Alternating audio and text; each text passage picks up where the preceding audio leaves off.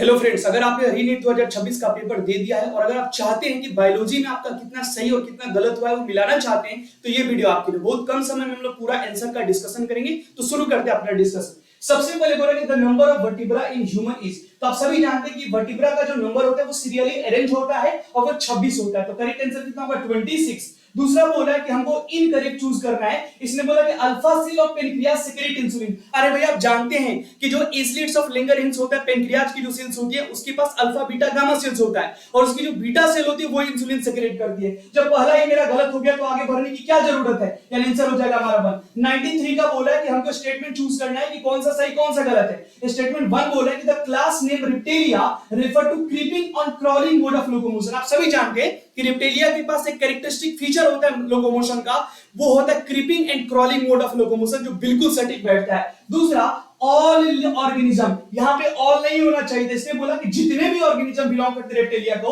उसके पास 3 chambered heart होते हैं। गलत बात, इसके अंदर में क्रोकोडाइल भी तो आता है, उसके पास 4 चेम्बर्ड हार्ट होता है। इसका मतलब ये गलत है और ये सही है। तो करेक्ट आंसर क्या जाएगा? Statement 1 is correct but statement 2 is incorrect. चौथा देखिए, बोला है कि भाई कौन ऐसा हमारा स्टेटमेंट है जो पिट्यूटरी ग्लैंड की रिस्पेक्ट में सही है। पहला, ये जो होता है ये डिवाइडेड होता है anatomically into adenohypophysis and neurohypophysis, बिल्कुल सही जवाब। और दूसरा, it secrete follicle stimulating hormone, FSH secrete करता है, बिल्कुल सही। फिर it secrete melanocyte stimulating hormone, ये भी सही जवाब है। और बोल it does not secrete prolactin, अरे भाई ये तो गलत है ना, ये प्रोलैक्टिन को भी सेक्रेट करता है, यानी एबीसी हो जाएगा, एबीसी का आंसर हो जाएगा 1। आगे बढ़ जाइए, 95 का मैच कॉलम है। स्टार्च क्या होता है? तो स्टार्च एनर्जी को स्टोर करता है, तो ए का हो जाएगा 2। फिर बोला कि एंटीबॉडी क्या करता है? जो भी पैथोजन है जो बाहर से अंदर आने वाले उससे आपका क्या करेगा? लड़ेगा, यानी इंफेक्शन से फाइट करेगा। तो बी का 2 हो गया 1, यानी ए का 2 बी का 1, ए का 2 बी का 1, यानी ये हो सकता है। कॉन्केनेवेलिन ए क्या बायोमोलिक्यूल्स में आपने पढ़ा होगा टेबल, वो लेक्टिन होता है और साथ ही साथ ग्लूट4, नाम में ही पता लग रहा है ग्लूकोज को ट्रांसपोर्ट करने वाला, यानी डी का हो जाएगा 3। तो ए का 2, बी का 1, सी का 4 और डी का 3। तो करेक्ट आंसर क्या हो जाएगा? 1 हो जाएगा। एक बार बढ़िया से देख लीजिएगा, मामला पूरा का पूरा डन है। बोले कि वाटर के अंदर में फ्रॉग जानते हैं ये डाइवर्स टाइप का आपका एनाटॉमी मोर्फोलॉजी शो करता है, किसको लेके? रेस्पिरेशन को लेके। लेकिन यहाँ पे क्या बोला है कि वाटर के अंदर में जो फ्रॉग होता है किस प्रकार का रेस्पिरेशन का प्रोसेस होता है? तो आप सभी जानते हैं क्यूटेनियस रेस्पिरेशन होता है, यानी ये स्किन के द्वारा क्या करता है? सांस लेता है। कब? जब वाटर के अंदर हो तब। ठीक बात है भाई। 97 का बात किया जाए, मैच कॉलम करना है। क्रिस्टा का बात किया जाए तो क्रिस्टा क्या होता है भाई? आप सभी जानते हैं कि हमारा जो माइटोकॉन्ड्रिया होता है डबल मेम्ब्रेनस होता है और अंदर की तरफ से इन्वेजिनेशन इनफोल्डिंग शो करता है, जिसको बोलते हैं क्रिस्टा, और यही सरफेस एरिया को बढ़ाता है ताकि एंजाइमेटिक रिएक्शन अच्छे से हो पाए। इसका मतलब क्रिस्टा क्या है? माइटोकॉन्ड्रिया से रिलेटेड है, इनफोल्डिंग है, तो ए का हो जाएगा 2। ठीक बात है भाई। सिस्टर्नी, मैंने बोला 50 बार गोल्गी बॉडी के बारे में, गोल्गी की सिस्टर, तो गोल्गी के अंदर में जो disc shape structure parallelly arrange होता है उसको बोलते हैं सिस्टर्नी, जिसके पास सिस और ट्रांस फेज होता है। इसका मतलब सिस्टर किसकी है? गोल्गी की। इसका मतलब क्या हो जाएगा? ए का हो गया 2, ए का हो गया 2, बी का हो जाएगा आपका, बी का 4 हो जाएगा। थैलेक्टोइड क्या होता है? थैलेक्टोइड का बात किया जाए तो एक क्लोरोप्लास्ट के अंदर में स्ट्रक्चर होता है और ये क्या होता है? ये आपका होता है फ्लैट मेम्ब्रेनस एक होता है जो क्लोरोप्लास्ट के स्ट्रोमा में लोकेटेड होता है, तो इसका हो जाएगा 1। और फॉस्फोलिपिड, अरे भाई सभी जानते हैं मेम्ब्रेन हमारा क्या है? लिपिड बाइलेयर से मिलके बनता है और उसी में फॉस्फोलिपिड भी एक कॉन्स्टिट्यूएंट होता है। तो डी का हमारा हो जाएगा, डी का हमारा हो जाएगा 3। तो करेक्ट आंसर क्या आ जाएगा? 2 4 1 3, 2 4 1 3, यानी करेक्ट 2 4 1 3, यानी बन जाएगा। आगे बढ़ते हैं, phyllotaxy the pattern of arrangement of, अरे भाई बताओ ना, फाइलो का मतलब ही लीव्स से रिलेटेड होता है और टैक्सी का मतलब अरेंजमेंट, यानी स्टेम और उसके ब्रांचेस पे लीव्स का कैसे अरेंजमेंट होता है उसको बोलते हैं फाइलोटैक्सी। ये 3 प्रकार के होते हैं, अल्टरनेट, अपोजिट और वोरल्ड। बट यहाँ पे तो बेसिक पूछा फाइलोटैक्सी में किसका अरेंजमेंट होता है, तो करेक्ट आंसर जाएगा लीव्स का होता है। चलिए आगे बढ़ जाते हैं, आगे बढ़ जाते हैं। अब देखिए बोल रहा है कि भाई हमको मैच कॉलम करना है, तो मैच कॉलम में सबसे पहले स्फेरिकल का बात किया जाए, जैसा नाम वैसा काम। स्फेरिकल कैसा होगा? तो स्फेरिकल आपका होगा, स्फेरिकल का अगर बात किया जाए तो ये होगा आपका कोकाई, तो कोकाई जो बैक्टीरिया होता है वो आपका स्फेरिकल होता है, तो ए का हो जाएगा 2। रॉड का बात किया जाए तो ये बैसिलस यानी बैसिलस बैक्टीरिया रॉड शेप का होता है, तो बी का हो जाएगा 4। कोमा का बात किया जाए तो विब्रियो, विब्रियो आपका कोमा होता है, तो सी का हो जाएगा 1। और अगर स्पाइरलम का बात करें, नाम ही स्पाइरलम है तो स्पाइरल शेप होगा, तो डी का हो जाएगा 3। यानी करेक्ट आंसर क्या आ जाएगा 2 4 1 3, 2 4 1 3 यानी करेक्ट आंसर हो जाएगा 3। बोल रहा है कि हमको अरेंज करना है किसके बेसिस पे, हमको परसेंटेज वेट के बेसिस पे अरेंज करना है, कहां पे, ह्यूमन बॉडी। आप सभी जानते हैं बायोमोलिक्यूल्स के अंदर में 2 चार्ट दे रखा है कि ह्यूमन बॉडी का और दूसरा अर्थ क्रस्ट का। ये सभी को पता है कि ऑक्सीजन जो होता है अर्थ में भी बाजी मार लेता है और ह्यूमन बॉडी के अंदर में भी बाजी मार लेता है। आप सभी अगर ह्यूमन बॉडी की बात किया जाए तो ऑक्सीजन सबसे ज्यादा होता है, फिर कार्बन होता है, फिर हाइड्रोजन होता है और फिर नाइट्रोजन होता है। ऑक्सीजन का बात किया जाए तो लगभग 65% के आसपास में पाया जाता है। कार्बन का बात किया जाए तो लगभग 18.5% के आसपास में पाया जाता है।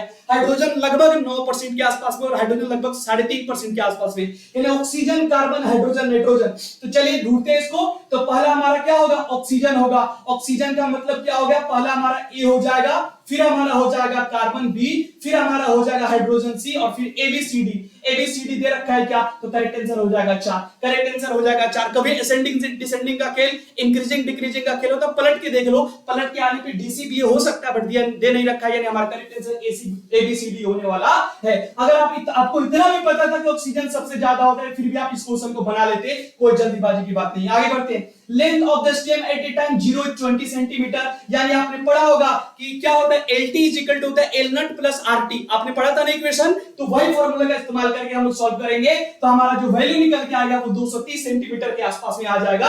इसको एक बार आप लोग क्रॉस चेक कर लीजिएगा क्योंकि जल्दी में हमको डिस्कशन करना है। जिम्नोस्पर्म जानते हैं कि जिम्नोस्पर्म के बारे में, जिसका सीड कैसा हो, नेकेड हो। बोला कि इसके अंदर में मेल और फीमेल जो गेमेटोफाइट होगा वो आपके स्पोरेंजिया का विधि में क्या होता है, रिमेल होता है। ये बिल्कुल सही जवाब है। और साथ ही साथ जिम्नोस्पर्म का जो सीड होता है कवर्ड नहीं होता है। तो दोनों स्टेटमेंट अपने आप अपनी जगह पे क्या है, बिल्कुल सही है। तो करेक्ट आंसर क्या जाएगा, statement 1 into both are correct. Smooth endoplasmic reticulum के बारे में बात करते हैं तो इसके पास राइबोसोम नहीं होता है। इसका मतलब ये क्या करेगा, ये ड्रग को डिटॉक्सिफाई करने के साथ साथ लिपिड सिंथेसिस करेगा। इसका मतलब क्या बोलोगे कि भाई अगर लिपिड को सिंथेसिस करना है तो एसीआर के पास जाना पड़ेगा। यही प्रोटीन होता तो आरईआर हो जाता, रफ एंडोप्लाज्मिक रेटिकुलम। बोला कि कॉर्डेट्स के पास कौन ऐसा फीचर नहीं होता है, अरे इसका सेंट्रल नर्वस सिस्टम डोर्सल है, बिल्कुल सही है।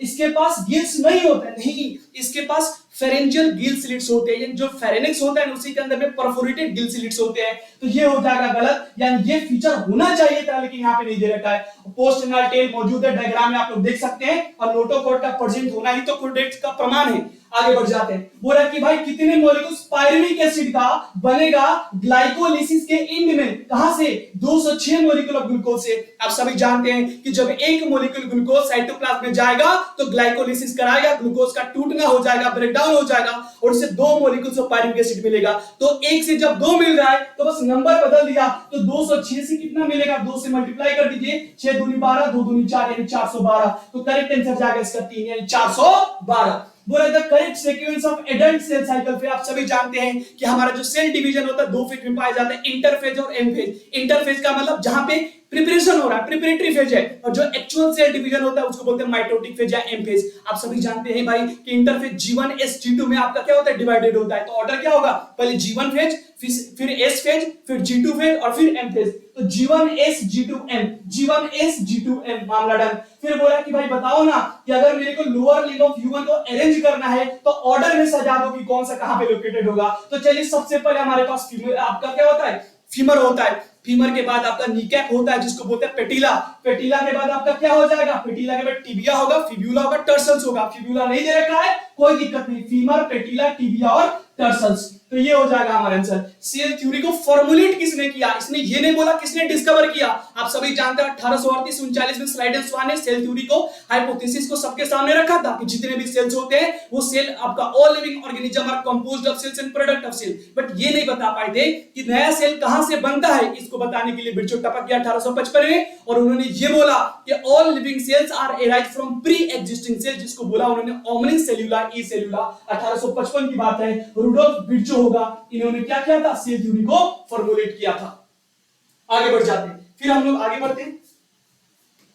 हाँ, फिर बोला है कि भाई chromosome are fully condense at the end of prophase 1। बिल्कुल सही बात है, प्रोफेज 1 जैसे खत्म होगा क्रोमोसोम पूरा का पूरा क्या हो जाएगा, कंडेंस हो जाएगा। ये सही है। Meiosis 1 is resemble of mitosis. अरे भाई मियोसिस 1 नहीं, मियोसिस 2 जो होता है वो आपका माइटोटिक डिवीजन से क्या करता है, माइटोसिस से क्या करता है, रिजेंबल शो करता है। तो 1 सही है और 2 गलत है, तो क्या हो जाएगा, statement 1 is correct but 2 is false. आगे बढ़ जाते हैं। बोला कि which of the following statement regarding photo respiration, एक वेस्टफुल प्रोसेस है जो C4 प्लांट शो नहीं करता है। समझ में आ रहा है मामला, जब रिबिस्को का एफिनिटी ऑक्सीजन के प्रति ज्यादा हो जाए यानी ऑक्सीजनेट एक्टिविटी बढ़ जाए तब उसको बोलते हैं फोटो रेस्पिरेशन। वेस्टफुल क्यों है, क्योंकि यहां से कोई एटीपी ओटीपी का निर्माण नहीं होता है, इसी को C2 साइकिल के नाम से भी जाना जाता है। तो बोला कि do not occur in C3 plant. अरे भाई गलत है, ये तो C3 में अकर होता है।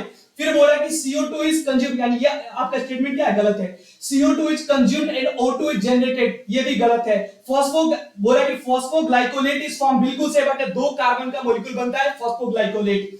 और ATP NADPH का सिंथेसिस नहीं होता, ये भी सही बात है। यानी करेक्ट आंसर हमारा COD जाएगा, CD को जो यानी आंसर हो जाएगा 1। इसने बोला कौन सा करेक्ट है, तो या फॉस्फोग्लाइकोलेट 2 कार्बन मॉलिक्यूल का फॉर्मेशन होता है, इस केस में फोटो रेस्पिरेशन के केस में सही बात है। और साथ ही साथ यहाँ पे ATP NADPH का फॉर्मेशन नहीं होता है। इसने करेक्ट पूछा इसलिए मैंने इसको ठोक दिया है। आगे बढ़ जाइए। 111 नंबर देखिए, बोला कि प्रोकैरियोटिक के बारे में जिसका न्यूक्लियस क्या हो, प्रिमिटिव हो, जिसके पास मेम्ब्रेन बाउंड सेल ऑर्गेनेल मौजूद नहीं हो, उसको बोलते हैं प्रोकैरियोटिक सेल। क्या बोला कि इसका राइबोसोम होता है 50s और 30s। बिल्कुल, इसके पास क्या होता है, इसके पास होता है आपका 50s और 30s टाइप का राइबोसोम, जो बड़ा यूनिट होता है 50 और छोटा वाला 30 हो जाता है। ठीक बात है भाई। अब बात करते हैं भाई, दे है प्लाज्मिड, बिल्कुल एक्स्ट्रा क्रोमोसोमल डीएनए होता है, प्लाज्मिड होता है जो ऑटोनोमसली क्या करता है, रेप्लिकेट करता है। दे कंटेन मेसोसोम, बिल्कुल ये इनफोल्डिंग शो करता है और इसको मेसोसोम बोलते हैं, बट ये परऑक्सीजोम को कंटेन नहीं करता, ये यूकैरियोटिक सेल के अंदर भी देखने को मिलता है। यानी ABC तो सही है बट डी आपका क्या हो जाएगा, गलत। और हमको तो करेक्ट चूज करना है ना, तो क्या हो जाएगा, ABC। The number of action potential generated by SA node in a healthy human, exact NCERT का लाइन कि जो SA node होता है उसको बोलते हैं natural pacemaker of the heart, और ये जो एक्शन पोटेंशियल जनरेट करता है वो कितना होता है, 70 से 75। तो करेक्ट आंसर क्या आ जाएगा, 70 से 75। इंडो मेम्ब्रेन सिस्टम को इसमें कौन कौन आता है, आप ना जाने कितनी बार आपने PYQ में प्रश्न देखा होगा। इंजीनियर गोल्गी लाया बैग, यानी endoplasmic reticulum, Golgi apparatus, lysosome और वैक्यूल्स, ये सब किसके अंदर में आता है, ये सब आते हैं आपके इंडो मेम्ब्रेन सिस्टम में, और ये एक दूसरे के फंक्शन को कोऑर्डिनेट करते हैं। तो क्या हो जाएगा, इंडोप्लाज्मिक रेटिकुलम, क्लोरोप्लास्ट नहीं आता है, माइटोकॉन्ड्रिया नहीं आएगा, तो क्या हो जाएगा, endoplasmic reticulum, Golgi complex, lysosome और वैक्यूल। तो करेक्ट आंसर हो जाएगा 4। फैमिली, जीनस, क्लास, इस सब के बारे में पूछा जा रहा है। तो सबसे पहले हम लोग बात करते हैं किसके बारे में जी, ये बात कर रहा है किसके बारे में, ये बात कर रहा है, मेरे को लग रहा है कि मैंगो के बारे में। किसके बारे में, मैंगो के बारे में। तो आप सभी जानते हैं मैंगो का नाम मैंगीफेरा इंडिका होता है, तो जीनस मैंगीफेरा हो गया और स्पीसीज इंडिका हो गया। तो जीनस पकड़ो ना, बी का हो जाएगा मैंगीफेरा, तो बी का हो जाएगा 5। बी का 5 किसमें दे रखा है, इसमें दे रखा है नहीं, इसमें दे रखा है नहीं, यानी या तो ये होगा या तो ये होगा। चलो ठीक है, 2 तो हमारा खत्म हो गया। अब बात करते हैं फाइलम। आप सभी जानते हैं मैंगो क्या होता है, मैंगो तो एंजियोस्पर्म होता है, इसका मतलब फाइलम क्या हो जाएगा, फाइलम हो जाएगा आपका एंजियोस्पर्म। तो डी का हो जाएगा 4, डी का हो जाएगा 4, यानी करेक्ट आंसर होगा 3। फिर भी एक बात देख लो, फैमिली क्या होता है, एनाकार्डियेसी, बिल्कुल सही बात है, कार के अंदर में फैमिली उसकी घूम रही थी। बी का 5 यानी जीनस हो जाएगा मैंगीफेरा। सी का हो जाएगा 2 यानी क्लास हो जाएगा डाइकोटिलोड। बी से काटो, मैंगो को 2 पार्ट में डिवाइड हो जाएगा, डाइकॉट है।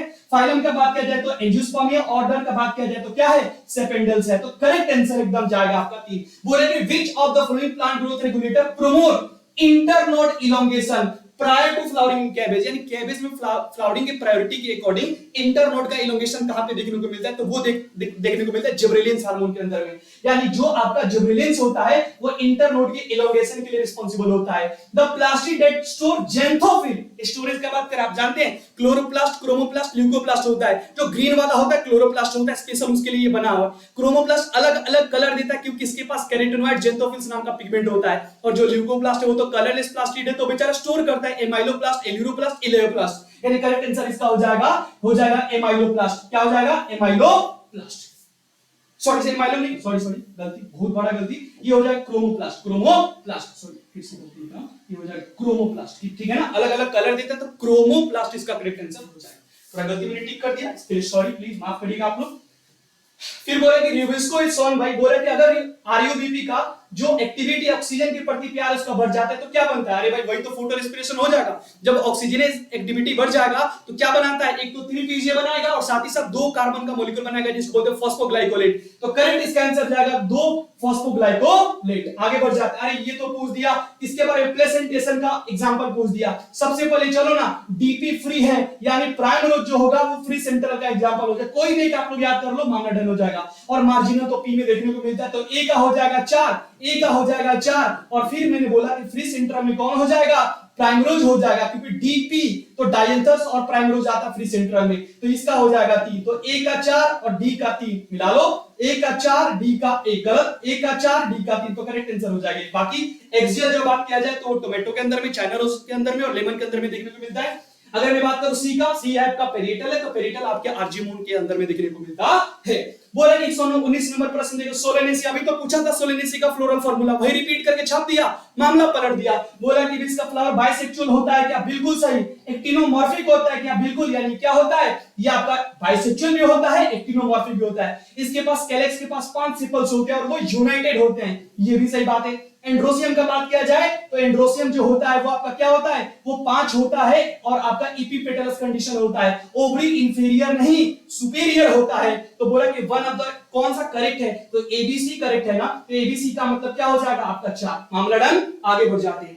Which pigment has absorption peak 700 nanometre? अरे भाई 680 और 700 नैनोमीटर दोनों का एब्जॉर्प्शन पीक कहां पे है? क्लोरोफिल के पास, और यहीं से नाम पड़ता आपका PS1 और PS2। तो क्लोरोफिल ए इसका करेक्ट आंसर हो जाएगा। माइटोकॉन्ड्रिया का जो इनर मेम्ब्रेन होता है उसके अंदर वो क्या इंक्लोज करता है? आप सभी जानते हैं डबल मेम्ब्रेनस होता है और ये इंक्लोज करता है मैट्रिक्स को, और इसी मैट्रिक्स के अंदर में क्या होता है? इसी के अंदर में होता है क्रेब्स साइकिल, यानी करेक्ट आंसर हो जाएगा मैट्रिक्स। ठीक है, जो फ्लूइड से भरा है, एंजाइम से भरा है, जिसके अंदर में क्रेब्स साइकिल कराने का पूरा जिम्मेवारी है। आगे बढ़ जाते हैं। कौन सा इनकरेक्ट है? Blood clot consist of fibrin, बिल्कुल सही जवाब है, ये तो सही है। Fibrin is produced from fibrinogen, ये भी सही बात है भाई। Fibrinogen is produced from fibrin नहीं, अरे भाई इंड प्रोडक्ट तो फाइब्रिन होता है ना, और यही तो ब्लड क्लॉट होता है जिसमें ब्लड कॉर्पस्कल्स आके फंस जाते हैं। इसका मतलब फाइब्रिन हमारा इंड प्रोडक्ट होना चाहिए, किसी से ये किसी को नहीं बनाएगा, सबसे बनेगा, यानी करेक्ट आंसर हो जाएगा कि आपका 3 हो जाएगा। कोई दिक्कत? सिम्बायोटिक एसोसिएशन, पता नहीं कितनी बार आप लोगों ने पढ़ा होगा कि एल्गी और फंजाई के बीच का जो सिम्बायोटिक रिलेशनशिप होता है उसको हम लोग बोलते हैं माइकोराइजा, नहीं उसको बोलते हैं आपका लाइकेन। और लाइकेन एक बढ़िया पोल्यूशन इंडिकेटर भी होता है। तो एल्गी और फंजाई के बीच का रिलेशनशिप जो होता है म्यूचुअलिज्म, वो होता है आपका लाइकेन। मामला डन। आगे बढ़ जाते हैं। अगर रूट ऑफ हायर प्लांट होता तो वहां पे माइकोराइजा चला जाता। बोला कि कौन ऐसा है जो ह्यूमन सेंट्रल न्यूरल सिस्टम का पार्ट नहीं है? अरे भाई ड्यूरामेटर, बिल्कुल। आप पढ़े हैं ना कि हमारा जो ये ब्रेन बॉक्स होता है उसके पास 3 लेयर्स होते हैं, ड्यूरामेटर, एरिथ्मोइड और पायामीटर। पढ़े हैं आप लोग? तो उसी का तो नाम दे दिया, ड्यूरामीटर, एरिथ्मोइड, पाया। तो ब्रेन का पार्ट है तो न्यूरल सिस्टम का पार्ट बिल्कुल होगा, क्योंकि ब्रेन और स्पाइनल कॉर्ड मिलकर न्यूरल सिस्टम का निर्माण करते हैं। बट पेरिकार्डियम तो भाई ये तो हार्ट को सराउंड करने वाला एक लेयर है ना, जिसके अंदर फ्लूइड मौजूद होता है जो फ्रिक्शन को रिड्यूस करता है। इसका मतलब इसका क्या हो जाएगा आंसर? 3। बोला कि भाई कौन ऐसा है जो हर्बिसाइड प्लांट ग्रोथ रेगुलेटर में मतलब रोल प्ले करता है, यानी वो कौन ऐसा प्लांट ग्रोथ रेगुलेटर है जो हर्बिसाइड के रूप में इस्तेमाल किया जाता है? आप पढ़े 2,4-D ऑक्सीजन के अंदर में आता है और ये हर्बिसाइड का काम करता है। आगे बढ़ जाइए। कितने केल्विन साइकिल को दोहराना पड़ेगा 3 मॉलिक्यूल्स ऑफ ग्लूकोज बनाने के लिए? फिर से पढ़िए। How many turns of Calvin cycle are required for the formation of 3 molecules of glucose? एक बात बताइए ना, ग्लूकोज में कितना होता है? 1C6H12O6। आप जानते हैं केल्विन साइकिल में एक कार्बन का जब फिक्सेशन होता है तो 3 एटीपी की रिक्वायरमेंट होती है। तो अगर मेरे को ग्लूकोज कितना 3 मॉलिक्यूल से, तो एक मॉलिक्यूल से कितना होगा? एक में 6 कार्बन, तो 3 में कितना हो जाएगा? 18 कार्बन। तो 18 से एक सेकंड हो जाएगी, तो हो जाएगा आपका how many 3 molecules of glucose. तो इसका आंसर हो जाएगा केल्विन साइकिल। अच्छा हाँ, अगर मेरे को एक कार्बन डाइऑक्साइड को फिक्सेशन करना है तो एक बार दोहराना है। तो अगर मेरे को 3 ग्लूकोज मॉलिक्यूल का फिक्सेशन करना है तो मेरे को 3 6 18 यानी 18 बार दोहराना पड़ेगा। इसको एक बार देख लीजिएगा, थोड़ा मैं कंफ्यूज हो रहा बट आंसर 18 है, मैं बोल नहीं पा रहा हूं। चलिए इसको देखिए 27 नंबर। तो केपी कोएफ जैसा आपने पढ़ा था, ये आपका असेंडिंग ऑर्डर एग्जैक्टली एनसीईआरटी में मेंशन है, चार्ट पढ़िएगा, असेंडिंग ऑर्डर में दे रखा है। तो kingdom, phylum, class, order, family, genus, species. Species से आगे बढ़ जाओ। स्पीसीज कहां पे है? जी पे। तो सबसे पहले कौन आएगा? जी। फिर कौन आएगा? उसके बाद आपका आएगा जीनस। जीनस कहां पे? ए पे, तो ए आ गया। फिर कौन आएगा? फैमिली। फैमिली कहां पे? ई है, तो ई आ गया। फिर ऐसे करके जी ए ई, तो एक ही ऑप्शन दिखाई दे रहा है, आंसर हो जाएगा 4। ठीक है, एक बार वो देख लीजिएगा केल्विन साइकिल वाला। ठीक है, एक CO2 फिक्सेशन के लिए 3 एटीपी की रिक्वायरमेंट होती है, तो एक ग्लूकोज मॉलिक्यूल के लिए 18 एटीपी की रिक्वायरमेंट होगी। बट एक बार देख लेना उसको, आगे बढ़ जाते हैं।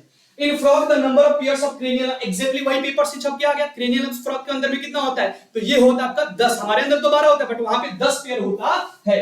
तो बोला है कि the in frog the number of pairs of cranial, answer हो जाएगा 10। ध्यान दीजिएगा, बोला कि correct sequence of the experiment that lead to gradual understanding photosynthesis. आप सभी जानते हैं, सबसे पहले पिछले साहब आए थे, उन्होंने बताया था कि भाई एयर का रोल क्या होता है फोटोसिंथेसिस में। फिर ऑक्सीजन लिबरेट हुआ, रिलीज हुआ, जब क्या हुआ, जब आपका वाटर मॉलिक्यूल स्प्लिट किया। तो करेक्ट आंसर इसका बन जाएगा, पहला रोल ऑफ एयर होगा, फिर ऑक्सीजन रिलीज होगा, फिर ग्लूकोज का प्रोडक्शन होगा, फिर absorption spectrum of chlorophyll AB होगा। तो एक बार इसको देख लीजिएगा, मेरे अकॉर्डिंग इसका करेक्ट आंसर 1 होना चाहिए।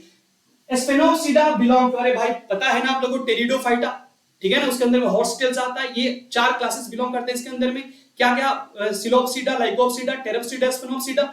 स्पेनोसिडा जो होता है उसके अंदर में क्या आता है, वो आपका टेरिडोफाइटा के अंदर में आता है, क्या आता है, और इसके अंदर में इक्विसिडम आता है, ये आपने पढ़ा होगा। चलिए, तो इसका आंसर रहेगा pteridophyta. Fusion of protoplasm between gamete, अरे भाई जब प्रोटोप्लाज्म का फ्यूजन होगा तो उसको प्लाज्मोगेमी बोलते हैं। फिर न्यूक्लियस का फ्यूजन होगा तो उसको कारियोगेमी बोलते हैं। और जब हैप्लोइड स्पोर बन जाएगा तो उसको मियोसिस बोलते हैं।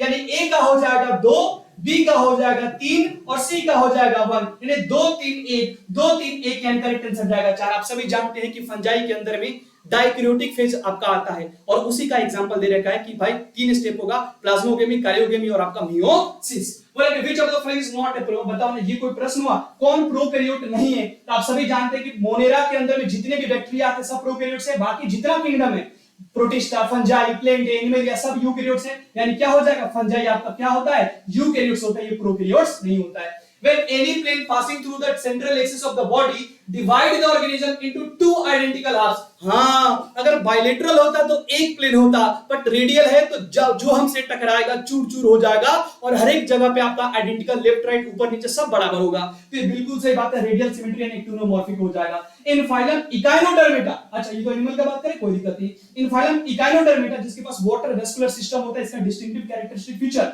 Both adult and larva. अरे भाई गलत बात है, इसका लार्वा जो होता है वो होता है आपका बाइलेटरल, बट इसका एडल्ट हो जाता है रेडियल सिमेट्री। तो ये गलत है, वो सही है। तो स्टेटमेंट 1 क्या है, करेक्ट, और स्टेटमेंट 2 क्या है, इनकरेक्ट। मामला डन, आगे बढ़ जाते हैं। बोला कि जीनस क्या रिप्रेजेंट करता है, एग्जैक्ट एनसीईआरटी का लाइन, जीनस जो होता है वो आपका एक group of closely related species को रिप्रेजेंट करता है। क्या बोलेगा, group of closely related species. मामला डन, ये आपका स्पीशीज लेवल पे इसका हम लोग बात करते हैं।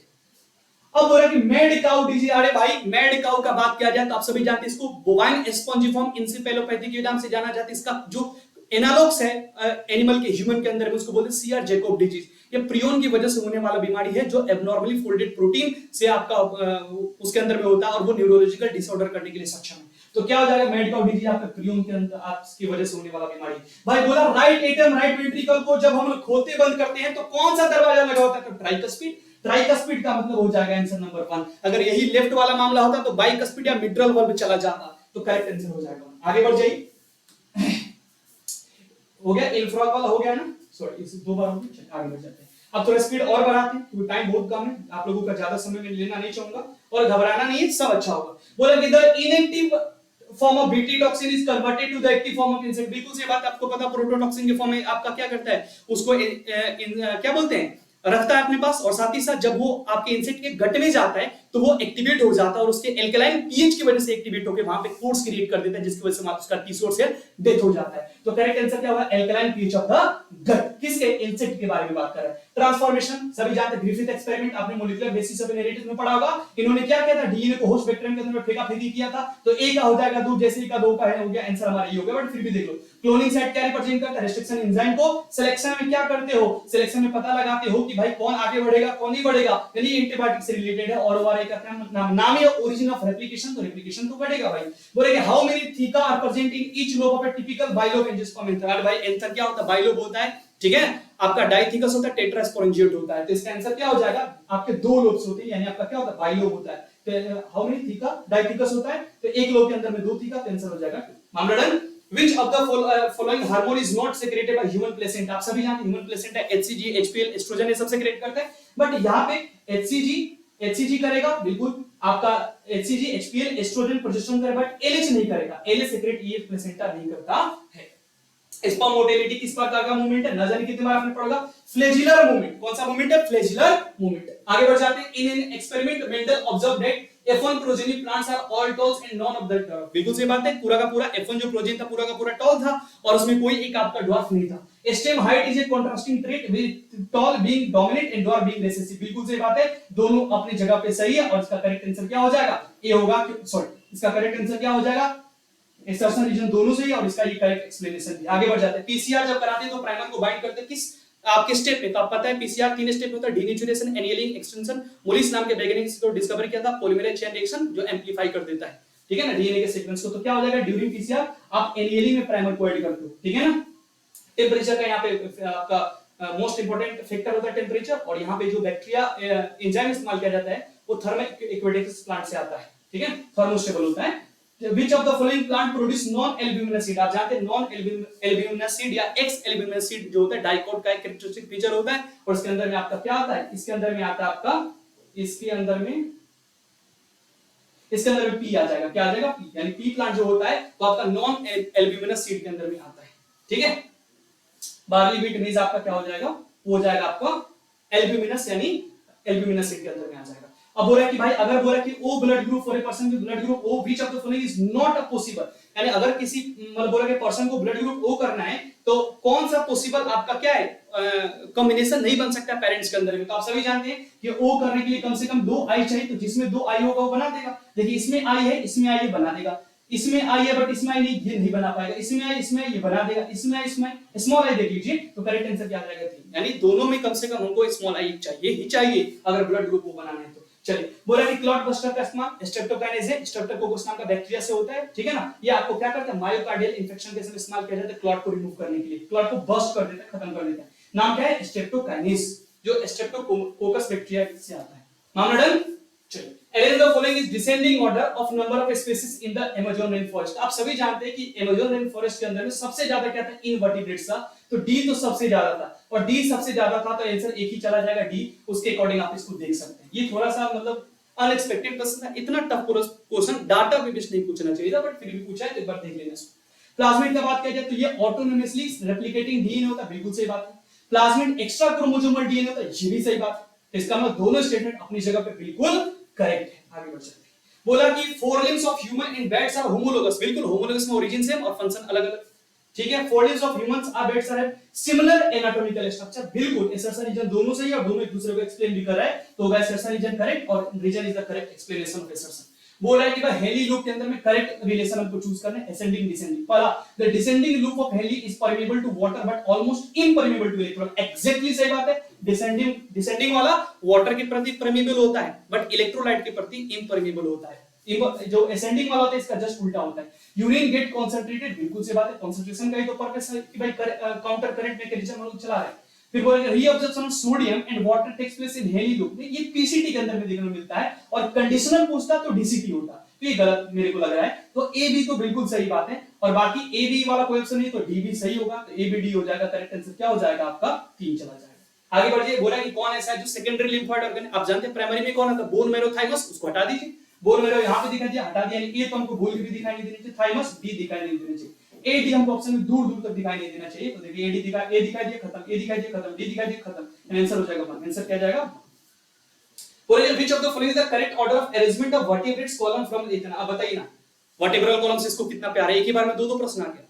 तो cervical, thoracic, lumbar, sacral, coccygeal. Vertebral में 26 रेलियर रेंज होते हैं, क्या होता है, cervical, thoracic, lumbar, sacral, coccygeal. जो लास्ट के दो होते हैं फ्यूज होते हैं। तो बताइए सर्वाइकल, थोरेसिस, सर्वाइकल, थोरेसिस कहां पे है भाई, तो बोले करेक्ट, हां मैं लिख देता हूं, cervical, thoracic, lumbar, sacral, coccygeal, CTLSC। यहां पे सर्वाइकल है, थोरेसिस नहीं है, ल्यूम्बर है, उल्टा कर दिया, सर्वाइकल, थोरेसिस, ल्यूम्बर पीछे कर दिया, सर्वाइकल, थोरेसिस, ल्यूम्बर, सैक्रल, यानी आंसर हो गया 3। थोड़ा ऑर्डर में देखना पड़ेगा, सर्वाइकल वाले होता है, फिर थोरेसिस, फिर ल्यूम्बर, फिर सैक्रल, फिर कोकिजियम, फिर आंसर हो जाएगा 3। एक बार इसको देख लीजिएगा, मेरे अकॉर्डिंग तो सही। आगे बढ़ जाते हैं। बोला कि the diploid chromosome number of typical angiosperm is 36, तो व्हाट वुड बी एंडोस्पर्म का हमको पूछ रहा है कि भाई कितना क्रोमोसोम नंबर। आप सभी जानते हैं डिप्लॉयड का मतलब 2n, 2n कितना दिया 36, तो n कितना हो जाएगा 18, और एंडोस्पर्म होता है ट्रिपलॉयड, तो 3 × 18 कितना हो जाएगा 54, यानी करेक्ट आंसर क्या हो जाएगा 54। तो बहुत आसान सा न्यूमेरिकल है। स्पॉन्ज यानी पोरिफेरा का बात कर रहे हैं, पोरेट भाई क्योंकि उसका जो रेस्पिरेटरी सिस्टम अच्छे से इवॉल्व नहीं था, प्रिमिटिव है, इसका वो डिफ्यूजन के द्वारा बॉडी सरफेस से एक्सटेंड करेगा। तो करेक्ट आंसर क्या आ जाएगा, simple diffusion over the entire body surface. भाई छिद्र है पूरा का पूरा गर्दा उड़ा देगा डिफ्यूजन कर करके। और एक एसटीडी में, अरे भाई टीबी कब से एसटीडी होने लगा? आपने कभी सुना है कि ट्यूबरकुलोसिस होता है एसटीडी होता है, सेक्सुअली ट्रांसमिटेड डिजीज होता है? बिल्कुल नहीं। आपके एनसीईआरटी में क्या था, gonorrhoea, syphilis, genital herpes, genital आपका वॉट्स, ठीक है ना, ये सारे के सारे एचआईवी हो गए, एड्स हो गए, ये सारे के सारे आपके हैं। बट ये टीबी कहां से आने लगा? तो टीबी नहीं होगा, तो करेक्ट आंसर जाएगा इसका। Which of the following in female gametophyte of an angiosperm help in guiding the pollen for fertilization? अरे भाई ये सबसे फेमस प्रश्न है। सिनर्जिड हेल्प करता है और उसके पास क्या होता है, अब बताइएगा। सिनर्जिड के पास फिंगर लाइक प्रोजेक्शन होता है, ये आपको कमेंट में करके बताने क्या होता है। चलिए आगे बढ़ते हैं, ठीक है। अब बोला कि एक्सिस ग्रोथ हार्मोन के बारे में बोल रहा है कि भाई कौन कौन सा है। तो जब ग्रोथ हार्मोन पूरा तगड़ा हो जाए तो एक्रोमेगाली हो जाएगा, वो पूरा का पूरा फेस डिफॉर्म हो जाएगा, बहुत एब्नॉर्मल बिहेवियर हो जाएगा।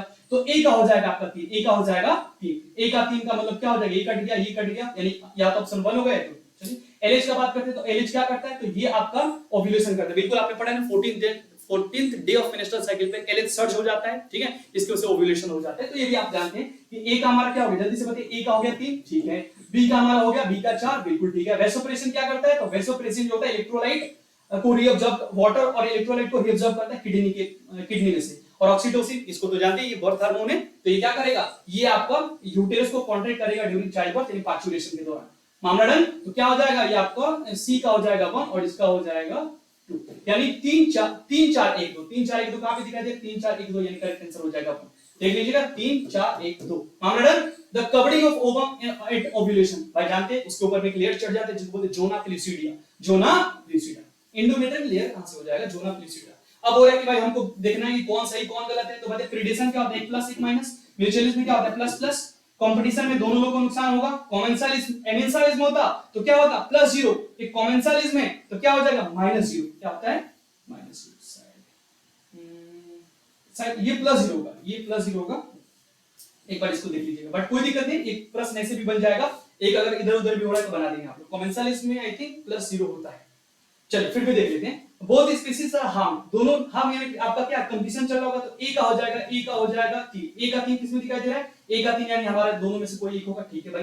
One species harm and other is benefited, plus minus का बात करें यानी प्रेडेशन या पैरासिटिज्म होगा, तो यानी बी का हो जाएगा 1, बी का 1 किसमें दिखाई दे रहा है, ए का क्या था, ए का 3 था, बी का 1 होगा, ए का 3, बी का 1 यानी करेक्ट आंसर हो जाएगा। डी का एक बार देख लो, बोथ स्पीशीज आर बेनिफिटेड, दोनों म्यूचुअलिज्म हो जाएगा, और one of the benefit will other has no effect, तो डी का हो जाएगा 4, इसका मतलब हो गया कॉमन से बिल्कुल सही बात है। डन। जो एमेंसालिज्म होता है उसमें 1 माइनस और 1 0 होता है। शानदार प्रश्न है, बहुत आसानी से आप लोग निकाल दोगे, कोई बड़ी बात नहीं। तो 159 तक हम लोग निकाल गए। और 20 प्रश्न है, which of the following structure is not a part of the male? अरे भाई मेल फीमेल का ये पूछ रहा है, कौन पार्ट नहीं होता है, कौन होता है, इतना आसान सवाल, और इसमें टाइम क्या लगाओगे यार, इसमें तो गर्दा उड़ा दोगे। तो मेल में क्या क्या होता है पता, रेटिटेस्टिस होता है, इन्फंटिबिलम ये तो आपका होता है कहां पे, ये फीमेल का पार्ट होता है, ये मेल में कहां से आ गया भाई। बोला 161 नंबर प्रश्न क्या होगा, और बिपिडाइडेमिस पता ही है, वासा फ्रेंस है पता ही, सब मेल का पार्ट है। Which of the following are primary consumer in food chain? ये प्रोड्यूसर का बात नहीं कर रहा है, फूड चेन के अंदर प्राइमरी कंज्यूमर, तो जो सबसे पहले खाना हमारे प्रोड्यूसर, उसको सबसे पहले प्लांट खाता है, हर्बीवोर्स खाता है, जो हर्ब पे फीड करने वाला हर्बीवोर्स, यानी ये कहलाएगा आपका प्राइमरी कंज्यूमर। आगे बढ़ जाते हैं। सर्सन रीजन हमको देखना है कौन सही कौन। Abingdon tortoise in Galapagos island become extinct within a decade after goats. बिल्कुल, गोट जब इंट्रोड्यूस किया गया वो एक्सटिंक्ट हो गया, क्योंकि गोट्स जो थे वो एफिशिएंट ब्राउजिंग उनका कैपेसिटी था उसके अंदर में, तो सर्सन रीजन दोनों सही है और दोनों इसका करेक्ट एक्सप्लेनेशन दिए, तो 4 हो जाएगा। बोलेंगे लैक ऑफ यूरिन से रिलेटेड आपका कौन सा स्टेटमेंट सही है, करेक्ट है, तो पढ़िए। Lactose activate repressor to bind to the operator, बिल्कुल सही, गलत बात है। IZY and a single common promoter, galactose can act as a inducer of lac operon, gene I is constitutionally expressed, बिल्कुल सही बात है। तो I जीन जो होता है रेगुलेटरी जीन होता है, वो हमेशा आपका एक्सप्रेस करता है किसी भी कंडीशन में। प्लाज्मोडियम के बारे में आपने लाइफ साइकिल एनसीईआरटी में पढ़ा था, reproduce sexually in RBC, correct पूछा है, ये तो गलत बात है, एसेक्सुअली रिप्रोड्यूस करता है, लीवर के अंदर भी, आरबीसी के अंदर में भी। Gametocyte develop in mosquito gut, mosquito के गट में गैमेटोसाइट डेवलप होता है क्या, बताओ तो, सोचो। डेवलपमेंट मॉस्किटो के गट में, बिल्कुल मेरे को तो लग रहा है सही बात है। Fertilisation takes place in mosquito gut, mosquito के गट में फर्टिलाइजेशन होगा क्या, फर्टिलाइजेशन मॉस्किटो के गट में होगा, बिल्कुल सही बात। अब थोड़ा रुक जाएगा, रिप्रोड्यूस सेक्सुअली लीवर से, गलत बात है। चलो गैमेटोसाइट, गलत गलत गलत गलत। गैमेटोसाइट जो होता है ना, वो तो हमारे आरबीसी के अंदर में हो जाता है, आपने पढ़ा होगा कि आरबीसी के अंदर में क्या होता है, गैमेटोसाइट का फॉर्मेशन हो जाती है, नहीं हमारे बॉडी के अंदर में गैमेटोसाइट बनेगा, और उस गैमेट को वो ब्लड मिल्क के थ्रू सक कर लेगा और वो गट पे जाकर उसका फ्यूजन करा के वहां फर्टिलाइजेशन कर देगा। तो गेमेटोसाइट हमारे अंदर होता है ना कि मस्क्यूटो के अंदर में, तो ये भी गलत है। तो करेक्ट आंसर जाएगा फर्टिलाइजेशन उसके गट में होता है, फिर वो चला जाता है सेलेब्री ग्लैंड में, फिर दूसरे को फीड करके बीमारी फैला देता है। बिल्कुल सही बात है, करेक्ट आंसर क्या जाएगा सी। पूरा की population Hardy wave equivalent if the frequency of allele 1 दिया है आपका 0. एलील ए 0.1 है तो बोला कि फ्रीक्वेंसी ऑफ ए यानी ए का स्क्वायर बात कर रहे हैं, तो ए का स्क्वायर मतलब 0.1 into 0.1 तो क्या हो जाएगा 0.01, तो करेक्ट आंसर जाएगा 0.0। एडेप्टिव रेडिएशन आप सभी जानते हैं कि जब दो बार एडेप्टिव रेडिएशन साइमल्टेनियसली किसी पर्टिकुलर एरिया में होता है तो उसको बोलते हैं कन्वर्जेंट इवोल्यूशन। एनसीईआरटी का आपने पढ़ा होगा ऑस्ट्रेलियन मार्supials और प्लेसेंटल मैमल्स, तो वही वाला मामला है। तो ऑस्ट्रेलियन मार्supial और प्लेसेंटल मैमल जब एक ही बार में आपके क्या करते हैं एडेप्टिव रेडिएशन को शो करते हैं तो वो कन्वर्जेंट इवोल्यूशन को लीड करते हैं। तो करेक्ट आंसर क्या आ जाएगा बताइए। कोलेस्ट्रॉम आप सभी जानते हैं आईजीजी क्या करता है प्लेसेंटा को क्रॉस करता है, आईजीई क्या करता है एलर्जी कॉज करता है, और आईजीए क्या करता है ये आपका कोलेस्ट्रॉम यानी मिल्क प्रोड्यूस कराने के लिए रिस्पांसिबल होता है। आईजी कोलेस्ट्रॉम के अंदर पाए जाते हैं। बोला कि in recombinant DNA technology lysozyme is used for disrupting bacterial cells, बिल्कुल बैक्टीरिया को काटना है तो सेलुलोज आपके लाइसोजाइम का इस्तेमाल किया जाएगा। सेलुलोज इज फॉर बिल्कुल उसका भाई जिससे आपका सेल वॉल मिलके बना उसी टाइप के एंजाइम का इस्तेमाल करेंगे उसको तोड़ने के लिए। बिल्कुल आरडीएनए इसमें बात करते हैं isolation of genetic material need destruction, बिल्कुल अगर आप जेनेटिक में डीएनए को एक्सट्रैक्ट करना चाहते हैं तो डीएनए मत करना, नहीं तो डीएनए टूट जाएगा तो फिर क्या फायदा है। बाकी आरएनए जो भी जिसको तोड़ना तोड़ सकते हैं, तो ये भी बिल्कुल सही बात है। एसर्शन रीजन आपका क्या हो जाएगा सही, दोनों एक दूसरे का करेक्ट एक्सप्लेनेशन की, ठीक है। एक बार देख लीजिएगा, थोड़ा ज्यादा बोल दिया मैं बट फिर भी कोशिश करेंगे जल्दी आप लोगों को बता दे। ओव्यूलेशन इज कॉज्ड बाय एलिसर्ट, बिल्कुल आपने पढ़ा था। अब देखो एक ही प्रकार का प्रश्न बार बार रिपीट कर रहा है, तो एलिसर्ट की वजह से ओव्यूलेशन होता है। इसमें क्या होता है रप्चर ऑफ ग्रेफियन फॉलिकल, ये बिल्कुल सही लग रहा है मेरे को। Graafian follicle remaining after ovulation transfer corpus luteum and secrete a large amount estrogen, नहीं भाई ये प्रोजेस्टेरोन रिलीज करता है। तो इसका आंसर क्या हो जाएगा, ये गलत है ये सही है। तो करेक्ट आंसर क्या आ जाएगा, statement 1 is correct and statement 2 is आपका इनकरेक्ट। मामला डन। चलिए आगे बढ़ जाते हैं। Natural selection can lead to, अरे भाई नेचुरल सिलेक्शन से क्या क्या होगा, स्टेबलाइजेशन भी हो जाएगा, जेनेटिक ड्रिफ्ट भी हो सकता है, डायरेक्शनल चेंज भी होगा, डिसरप्शन भी हो जाएगा। नेचुरल सिलेक्शन से तो सब चीज होगा भाई, एबीसीडी। बोला कि the method of directly injecting a sperm into ovum, अब बताओ सीधे ओवम के अंदर में मैंने स्पर्म को जाके इंजेक्ट कर दिया, तो इसको क्या बोलते हैं इंट्रासाइटोप्लाज्मिक स्पर्म इंजेक्शन। क्या बोलते हैं इंट्रासाइटोप्लाज्मिक स्पर्म। अब स्पर्म से रिलेटेड बात है और एक भी स्पर्म का ऑप्शन नहीं दे रखा है, तो बताओ कैसे पकड़ लोगे कि नहीं, आईसीएसए एक ही दे रखा है उसको टूक दोगे। Which of the following is used as effective sedative and painkiller for treating post-surgery patient? Exactly दिया है भाई, जब ड्रग्स वाला चैप्टर पढ़ोगे कि जो मॉर्फिन होता है उसका इस्तेमाल किया जाता है इफेक्टिव सेडेटिव के रूप में और पेन किलर के रूप में, कब जब सर्जरी हो जाता है पेशेंट का, उसके बाद उसको ट्रीट करने के लिए। तो करेक्ट आंसर जाएगा मॉर्फिन, जाके एनसीईआरटी खोल के देख लीजिएगा। Down syndrome trisomy of number of chromosome 21 पे जब हो जाता है, ठीक है। Down syndrome is caused by the absence of, अरे भाई इसमें एब्सेंस नहीं होता, इसमें तो ट्राइसोमी हो जाता है। ये 21 पे ही क्या हो जाता है, 21 नंबर क्रोमोसोम पे ही आपका 3 सेट्स हो जाता है। पढ़े Turner syndrome is caused by presence of, नहीं पर्जेंस वाला तो क्लीन फेल्टर में होता है, टर्नर में कम हो जाता है, ठीक है ना। तो टर्नर में एक क्रोमोसोम कम हो जाता है जो फीमेल के अंदर में देखने को मिलता है, जिसमें सेकेंडरी सेक्सुअल कैरेक्टर खत्म हो जाता है और ओवरी रूडिमेंट्री हो जाता है। तो ये हो जाएगा आपका, क्या हो जाएगा, ये मेरे को लगा दोनों गलत है, दोनों गलत का मतलब हो जाएगा स्टेटमेंट 1 2 आपका इनकरेक्ट है। हम आगे बढ़ जाते हैं। एविडेंस ऑफ इवोल्यूशन, कौन ऐसा है जो इवोल्यूशन का एविडेंस नहीं है, तो बोल रहा है कि भाई palaeontological evidence from fossil record, बिल्कुल सही बात है। पैलेंटोलॉजिकल पढ़े आप लोग, फॉसिल्स का जो रिकॉर्ड होता है। Embryological support for evolution is proposed by Ernst Haeckel. Divergent evolution of anatomic structure, ये भी है।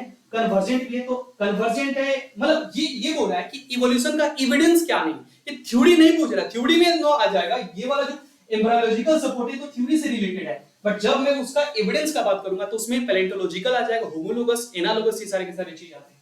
तो ऐसा आप लोग ऑप्शन से भी इसको एलिमिनेट कर सकते थे। एक बार देख लीजिएगा। ओव्यूलेशन इज कॉल्ड, अच्छा ये दो बार रिपीट हो गया। अभी हमारा लास्ट स्लाइड है, प्लीज देखिए, छोटा सा एफर्ट्स था, थोड़ा सा भी मैंने टाइम नहीं लिया। जैसे मेरे पास पेपर है, मैं आपके सामने लाइव डिस्कशन करा रहा हूं। अगर आपको लगेगा आपका भाई, आपका दोस्त अगर सही काम में कर रहा हूं तो प्लीज आप लोग फीडबैक में अपना कमेंट दीजिएगा कि मेरा एनालिसिस कैसा रहा और कितना क्वेश्चन आप लोगों का सही हो रहा है। अगर मेरे से कुछ गलती हो जाए, कुछ कमी हो जाए, तो इसके लिए मैं पहले से सॉरी मांग लेता हूं। माइनर मिस्टेक हो जाए तो इसके लिए मेरे को क्षमा दीजिएगा। चलिए, बोल रहा है कि भाई the logistic growth model of population, आपने पढ़ा हुआ अर्थमेटिक और लॉजिस्टिक वाला। The logistic growth model of population is considered more realistic than exponential, बिल्कुल सही बात है। जो लॉजिस्टिक होता है वो ज्यादा रियलिस्टिक होता है, बिल्कुल सही बात है, क्योंकि यहाँ पे रिसोर्सेज क्या होते हैं, लिमिटेड होता है, और ये सही बात है भाई। फिर बोल रहा है कि in the light of, sorry यहाँ पे द लॉजिस्टिक हो गया, फिर क्योंकि रिसोर्सेज आर फाइनाइट, बिल्कुल दोनों सटीक बात है, क्योंकि रिसोर्सेज लिमिटिंग है इसीलिए ये क्या हो रहा है, लॉजिस्टिक जो है वो ज्यादा रियलिस्टिक है एज कंपैरिजन टू एक्सपोनेंशियल। आपने ग्राफ पढ़ा होगा था ना ऐसे टाइप का, एक ऐसे पढ़ा होगा और एक आपका ऐसे पढ़ा होगा, ये वाला। तो उस टाइप का है, ठीक है। तो इसको देख लीजिएगा, एक एक्सपोनेंशियल होता है और एक लॉजिस्टिक होता है, ठीक है। तो इसका करेक्ट आंसर जाएगा, दोनों आपका क्या सही है और रीजन जो है करेक्ट एक्सप्लेनेशन। 176 का देख लीजिए, modern Homo sapiens arrows in Australia, नहीं भाई अफ्रीका, और होमोसेपियंस एरोज 75,000 1000 बिल्कुल एनसीईआरटी का डाटा है, बट यहाँ पे ऑस्ट्रेलिया गड़बड़ा दिया, अफ्रीका से हम लोग पैदा हुए, अफ्रीका से ही हम लोगों का इवोल्यूशन हुआ है। तो करेक्ट आंसर क्या जाएगा इसका, 1 इनकरेक्ट है, बट स्टेटमेंट 2 क्या है, करेक्ट है। तो आंसर जाएगा, हां मैडम आगे बढ़ सकते। 76 हो गए। 77, consider a pollution of 10 million cells given per capita birth rate, per capita इतना expected number of cells after genesis. अब इसको देख लीजिएगा, बट मेरे अकॉर्डिंग इसका आंसर 10 मिलियन ही होगा, ठीक है। एक बार इसको देख लीजिएगा, फिर भी मैं होल्ड पे रखता हूं, 10 मिलियन सेल्स होगा। बोला कि ये कौन सा इसमें से सही है और कौन सा गलत है। बोला कि एनर्जी, करेक्ट पूछ रहा है, correct correct. Energy flow from producer to consumer, बिल्कुल एनर्जी का जब भी फ्लो होगा वो यूनिडायरेक्शनली होगा, from lower trophic level to higher trophic level. और लिंडमैन ने क्या किया था, 10% एनर्जी लॉ दिया था, जिसमें हर एक जैसे जैसे आप ऊपर की तरफ सक्सेसिव ट्रॉफिक लेवल पे जाते हैं तो 10% एनर्जी का क्या होता है, ट्रांसमिशन होता है। एनर्जी पिरामिड का नेवर बीन इन्वर्टेड, कभी इन्वर्टेड नहीं हो सकता, एनसीईआरटी का बिल्कुल है ना। और ये 1% यहाँ पे 10% होना चाहिए, तो ए भी हो जाएगा, करेक्ट आंसर हो जाएगा। मसल कॉन्ट्रैक्शन पढ़े आप लोग, sliding filament theory is initiated buy signal send by the central nervous system by the release of, अरे भाई जब एसिटाइल कोलिन रिलीज होता है वहीं से आपका मसल कॉन्ट्रैक्शन क्या होता है, आपका इनिशिएट होता है। Which of the following is precursor of mRNA, आप जानते हैं ना, प्रीकर्सर ऑफ एमआरएनए के लिए रिस्पांसिबल होता है एचएनआरएनए, यानी हेटेरोजेनस न्यूक्लियर आरएनए, ठीक है। तो इसका करेक्ट आंसर क्या हो जाएगा, एमआरएनए यानी आपका आरएनए पॉलीमरेज 2, आरएनए पॉलीमरेज 2, तो करेक्ट आंसर क्या आ जाएगा, 2। हां मैडम, तो यहाँ पे 180 में 180 प्रश्न का मैंने डिस्कशन करा दिया, सबका मैंने आंसर दे दिया। एक दो प्रश्न को मैंने जल्दीबाजी में उसका केवल आंसर बता दिया। अगर आप लोगों को कोई गलती लगता है तो प्लीज कमेंट करें और अपना फीडबैक जरूर दें कि आपका भाई का ये जो दिया गया एनालिसिस आपको कैसा लगा। थैंक यू सो मच, जय हिंद साथियों।